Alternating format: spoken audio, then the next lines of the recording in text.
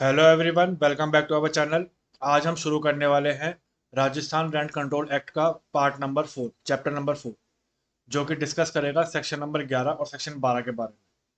हमने इससे पहले चैप्टर नंबर 3 तक पूरा कवर अप कर लिया है, और अगर आपने वो वीडियो अभी तक नहीं देखी है तो आप प्लेलिस्ट में जाके देख सकते हैं। आपको वो सारी वीडियो इजीली अवेलेबल है। अब हम आज की इस राजस्थान स्पेशल सीरीज को आगे बढ़ाते हुए चैप्टर नंबर 4 कवर करेंगे, जिसके अंदर के हम डिस्कस करने वाले हैं सेक्शन 11 और सेक्शन 12। तो शुरू करते हैं without wasting any time. Chapter 4, section 11। अब अगर हम बात करें कि सॉरी यार, थोड़ी तबीयत खराब है। अगर हम बात करें कि चैप्टर नंबर 4 कहता किसके बारे में है, तो वो बात कहता है restoration of possession of illegally evicted tenant and procedure thereof. मतलब कोई भी मकान मालिक अगर अपने किराएदार को किसी गलत तरीके से निकालता हो, गलत तरीके से का मतलब अगर वो कानूनी प्रक्रिया के तहत नहीं निकालता हो, किसी और अन्य तरीकों से निकालता हो जो कि कानूनी नहीं है, जो कि सही तरीका नहीं है, उस तरीके से निकालता हो, तो उसके ऊपर क्या एक्शन लिया जाएगा, वो हम देखेंगे चैप्टर नंबर 4 में, सेक्शन नंबर 11 और 12 के अंदर। तो देखते हैं।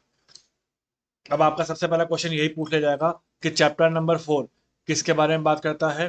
तो बात करता है restoration of possession of illegally evicted tenant. जिस किराएदार को गलत तरीके से निकाला गया है, उसकी पुनर्स्थापना करनी है, उसको, उस किराएदार को उसी जगह पर दोबारा से स्थान देना है, दोबारा से उसको वही जगह देनी है, और उसका क्या प्रोसीजर होगा वो हम देखेंगे चैप्टर 4 के अंदर। तो देख लेते हैं चैप्टर 4 सेक्शन 11 क्या कहता है। Section 11, restoration of possession of illegally disposed tenant. किसी किराएदार को गलत तरीके से बेदखल किया गया है, उसका रेस्टोरेशन, उसके पुनर्स्थापना, उसका क्या प्रोसीजर है। किसको हम कहेंगे कि हमने इस किराएदार को गलत तरीके से निकाला है, किसको हम कहेंगे कि ये तरीका सही है या गलत है, वो हम देखेंगे सेक्शन 11 के अंदर। देखते हैं। If any tenant disposed by landlord. अगर कोई भी किराएदार मकान मालिक के द्वारा उस मकान में से डिस्पोज ऑफ किया कर दिया जाता है, मतलब बेदखल कर दिया जाता है, फ्रॉम द रेंटेड प्रोमाइसिस। कहाँ से करेगा? रेंटेड प्रोमाइसिस से करेगा। कौन करेगा? लैंडलॉर्ड करेगा। किसको करेगा? टेनेंट को करेगा। क्या करेगा? बेदखल कर देगा, घर से बाहर निकाल देगा लैंडलॉर्ड किराएदार को उस रेंटेड प्रोमाइसिस से। यहाँ तक की बात समझ में आती है। लेकिन कैसे निकालेगा? Without the consent.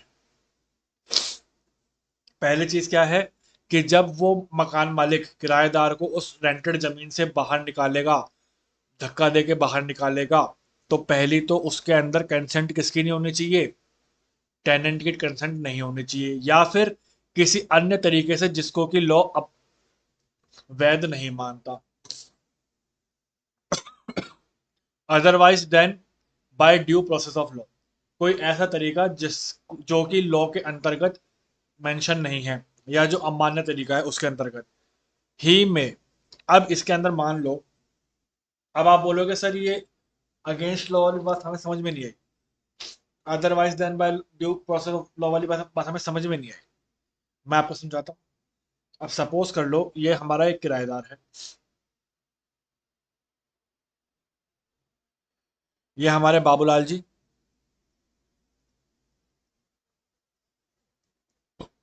ये है मकान मालिक, लैंडलॉर्ड। अच्छी बात है, बहुत पैसा है। ये है तुलसीराम जी, ये है इनके किराएदार, टेनेंट।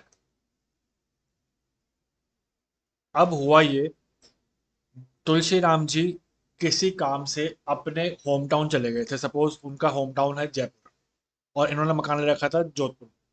ठीक है। तुलसीराम जी अपने किसी काम के लिए जयपुर चले गए थे। अब तुलसीराम जी की गैर हाजिरी में बाबूलाल जी ने क्या किया? तुलसीराम जी के कमरे का ताला तोड़ा, ताला तोड़ दिया, और उनका सामान फेंक दिया, रूम खाली कर दिया। रूम खाली कर दिया। किसने किया? बाबूलाल जी ने किया। कब किया? जब तुलसीराम जी उस रूम के अंदर प्रेजेंट नहीं थे, गैर हाजिरी में कर दिया। तो क्या ये जो प्रोसेस है ड्यू प्रोसेस ऑफ लॉ है, कानूनी प्रक्रिया है ये? नहीं है। तो इस केस में भी अगर इन तुलसीराम जी को ये भनक पड़ गई कि मेरा सामान फेंक दिया गया है, उस दिन से लेकर 30 दिन के अंदर अंदर वो एप्लीकेशन फाइल कर देंगे। कितने दिन के अंदर? 30 दिन के अंदर क्या कर देंगे? एप्लीकेशन फाइल कर देंगे। किसको करेंगे वो हम देखते हैं।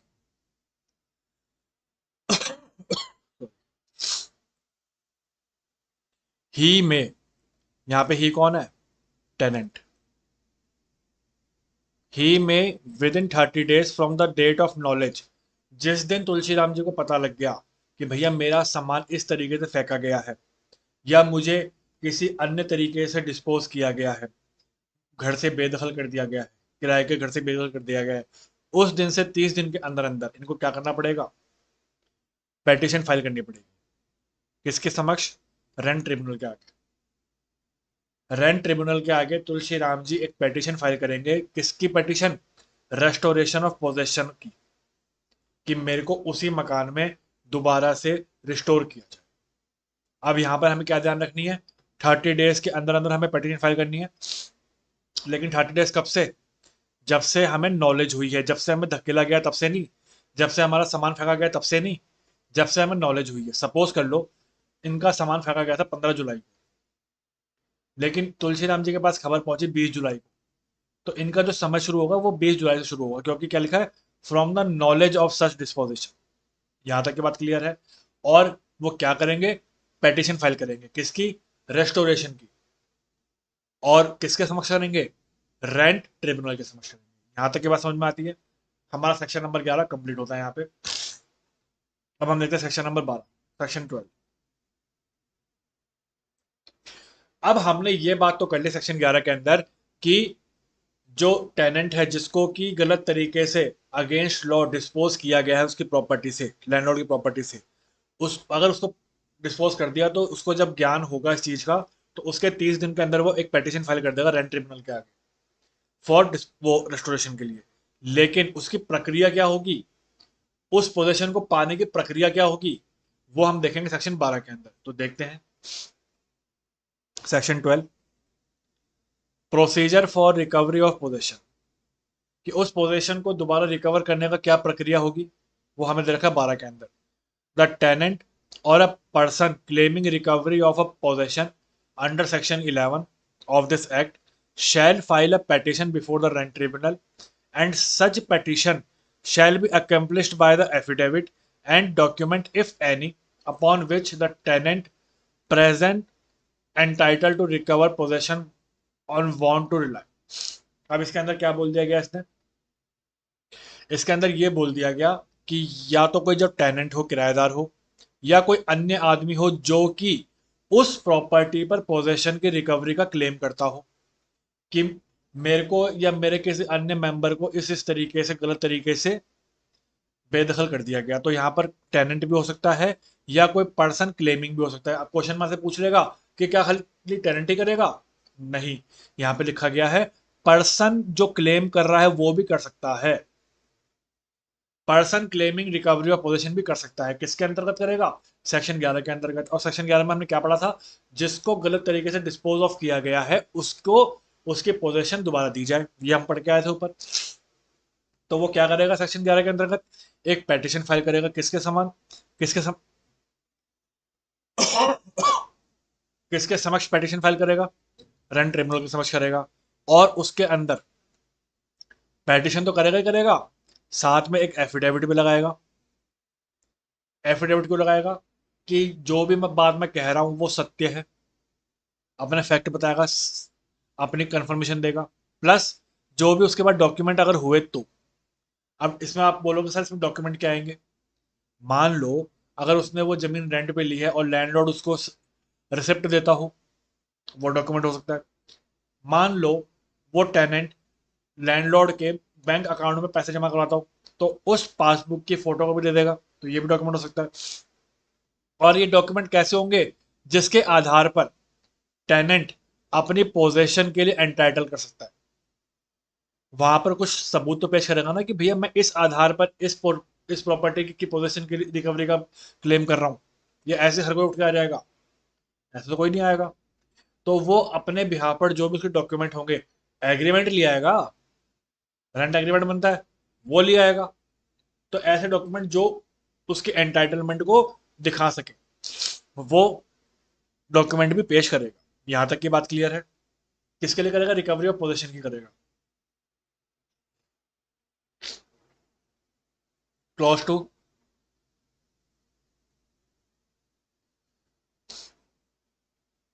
जब टेनेंट पेटिशन फाइल कर देगा तब क्या होगा?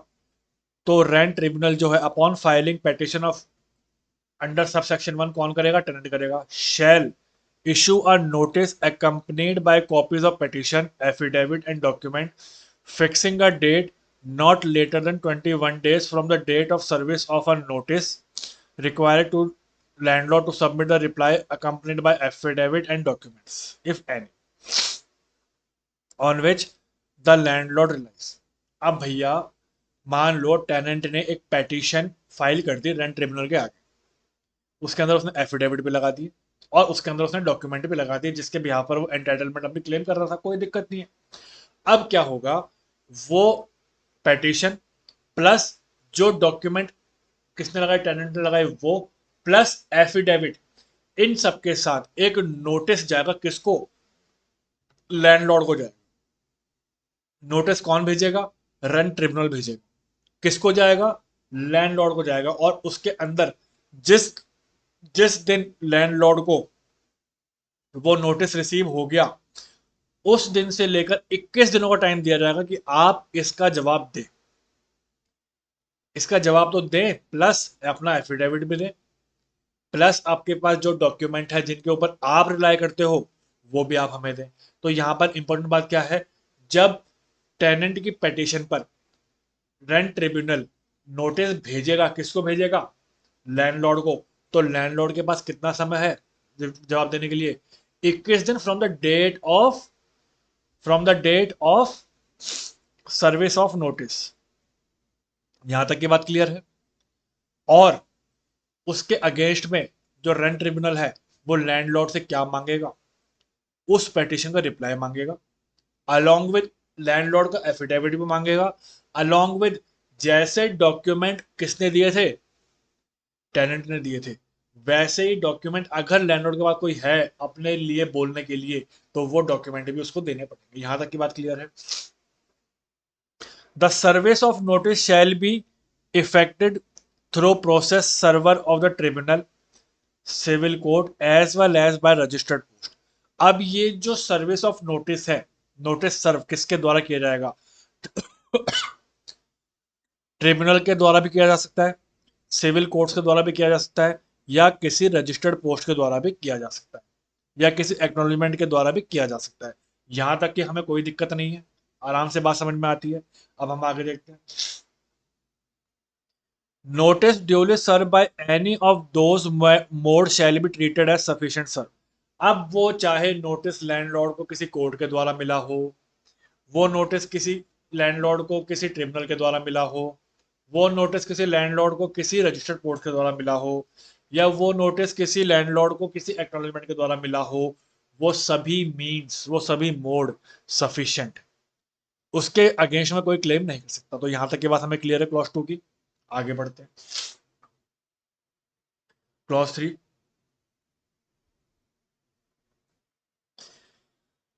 अब लैंडलॉर्ड अगर चाहे तो अपना रिप्लाई सबमिट कर सकता है एफिडेविट के साथ और document after serving a copies of the same on the petitioner within not exceeding 10 days from the date of service of notice. मतलब द लैंडलॉर्ड में सबमिट हिज रिप्लाई, अपना जवाब भेजेगा, एफिडेविट के साथ भेजेगा, डॉक्यूमेंट के साथ भेजेगा, जब उसके पास वो नोटिस आ जाएगा, पेटिशनर का नोटिस आ जाएगा 10 दिन के अंदर अंदर। ठीक है। द पेटिशनर में फाइल रिजॉइंडर, अगर मान लो कि लैंडलॉर्ड ने 10 दिनों के अंदर अंदर जवाब दे दिया, तो पेटिशनर को मौका मिल जाएगा रिजॉइंडर फाइल करने का। अब रिजॉइंडर क्या होता है? वो जब हम सीपीसी में पढ़ेंगे तब आपको बताऊंगा मैं, अभी सिर्फ आप रीजॉइंडर याद रखेंगे। If any after serving a copy of the same on the landlord within the 7 days from the date of serving a reply. अब मान लो ये जो रिजॉइंडर कब फाइल करेगा, जैसे ही लैंडलॉर्ड का रिप्लाई आया। कब आया? 10 दिन के अंदर आया, तब तब मौका मिलेगा किसको? टेनेंट को रिजॉइंडर फाइल करने का। लेकिन कितने दिनों के अंदर? जैसे ही लैंडलॉर्ड ने रिप्लाई फाइल किया उसके 7 दिनों के अंदर अंदर रिजॉइंडर फाइल करना पड़ेगा किसको? टेनेंट को। ये बात भी समझ में आती है हमें। The rent tribunal shall thereafter fix the date of hearing. अब जब रिजॉइंडर फाइल हो जाएगा 7 दिनों के अंदर अंदर, तब रेंट ट्रिब्यूनल क्या करेगी? हियरिंग की डेट फिक्स करेगी। कोई बात नहीं। Which shall not be later than 15 days from the date of filing और रिजॉइंडर। रिजॉइंडर के फाइलिंग के 15 दिनों के अंदर अंदर ट्रिब्यूनल को date, first date of hearing file set करनी पड़ेगी। यहां तक की बात भी क्लियर है। The petition shall be disposed of within the period of 90 days from the date of service of notice to landlord. और अगर हम बात करें पेटिशन डिस्पोज ऑफ की, तो जिस दिन पहला नोटिस गया था लैंडलॉर्ड को, उस दिन से लेकर 90 दिन के अंदर अंदर वो पेटिशन को डिस्पोज ऑफ कर दिया जाएगा। तो यहाँ पर हमें दिन याद रखने हैं। पहला, जो पेटिशन होगी वो कितने दिनों में डिस्पोज ऑफ कर दी जाएगी? 90 दिनों के अंदर। ये बात आपको याद रखनी है। कब से 90 दिन? जिस दिन से पहला नोटिस गया था लैंडलॉर्ड को, from the date of service of notice to landlord. ये बात समझ में आती है। अब हमें अगली डेट क्या याद रखनी है? जो रेंट ट्रिब्यूनल है वो डेट ऑफ हियरिंग कब फिक्स करेगा? The rent tribunal shall thereafter fix the date of hearing which shall not be later than 15 days from the date fixed for filing a rejoinder। Rejoinder file होने के 15 दिन के अंदर अंदर first hearing की date rent tribunal को fix करनी पड़ेगी। ये हमें दूसरी बात याद रखनी है। अगला, पेटिशनर रिजॉइंडर कब फाइल कर सकता है? जब लैंडलॉर्ड ने अपना रिप्लाई 10 दिन के अंदर दे दिया हो, और जैसे रिप्लाई आ गया उसके 7 दिनों के अंदर अंदर क्या होगा? पेटिशनर फाइल कर सकता है रिजॉइंडर 7 दिनों के अंदर अंदर। यहां तक की बात क्लियर है। हमें ये डेज याद रखने हैं इसके अंदर। Clause 4, the rent tribunal after holding such summary inquiry. अब रेंट ट्रिब्यूनल जो है इंक्वायरी भी तो करेगा। As it deem necessary to be determine whether petitioner has been illegal dispose.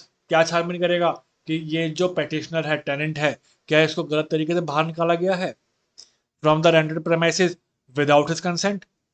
क्या जब उसको निकाला गया था उसकी सहमति नहीं थी? Otherwise then by due process of law, क्या इसको विधि विरुद्ध किसी तरीके से निकाला गया है? Shall dispose of the petition by ordering immediate restoration of possession of such premises to the tenant. अब मान लो अगर रेंट ट्रिब्यूनल को ये ज्ञात हो गया, ये जानकारी मिल गई आफ्टर ड्यू इंक्वायरी कि इसको, टेनेंट को गलत तरीके से निकाला गया है, बिना इसके कंसेंट से निकाला गया है, तो तुरंत प्रभाव से उस पेटिशन को डिस्पोज ऑफ कर देगी कौन? Rent tribunal. और डिस्पोज ऑफ करने के साथ साथ क्या ऑर्डर देगी कि भैया इस टेनेंट को उसकी जो प्रीमाइसेस है, उस जिसमें वो पहले रहता था, उसमें तत्काल प्रभाव से रिस्टोर कर दिया जाए। यहां तक की बात क्लियर है। द ट्रिब्यूनल में also award adequate compensation to a tenant from the hardship and inconvenience caused to him looking to the fact and circumstances of the case।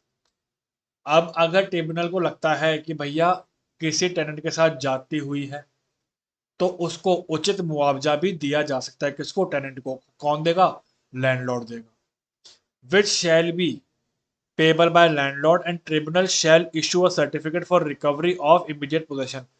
अब लैंडलॉर्ड मुआवजा किसको देगा? टेनेंट को देगा। और उसके बाद एक सर्टिफिकेट ऑफ पोजेशन इशू करेगी कौन? रेंट ट्रिब्यूनल, जिसके आधार पर वो टेनेंट उस प्रीमाइसेस पर रह सकता है, उसको उसके प्रीमाइसेस पर रिस्टोरेशन मिल सकता है। आज हमने चैप्टर नंबर 4 डिस्कस किया, जिसके अंदर हमने सेक्शन नंबर 11 और 12 डिस्कस किया। आई होप आपको एक एक पॉइंट समझ में आया होगा। मैंने अपनी तरफ से पूरी कोशिश की है कि आपको एक एक पॉइंट समझा सकूं। अगर फिर भी कुछ कमी रह गई है तो आप मेरे को कमेंट बॉक्स में कमेंट करके बताएं।